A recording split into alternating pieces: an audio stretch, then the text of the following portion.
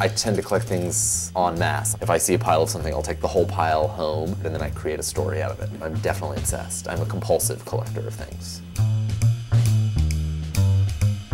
People collect for investment purposes. People collect because they're turned on by a specific thing.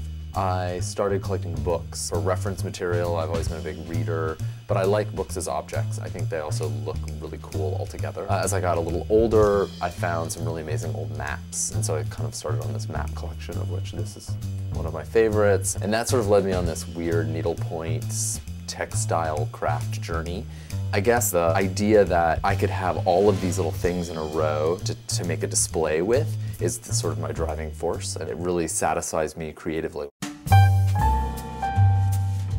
Sometimes I get the itch. I need to go scour the city looking for, I don't know, whatever that thing is. I've actually started a new collection, which are men's hardstone intaglio and cameo rings. I have one on right here.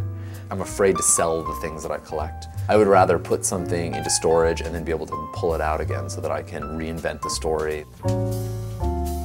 By doing that, I kind of see something I didn't see in the pieces before. I started collecting old black and white photographs of groups of athletes. It started with athletes, and now I have soldiers. In here is where I have most of the ones that I can fit on the wall displayed. I also like this little space here. I find the tiniest spaces in this place, and I go in and start decorating them.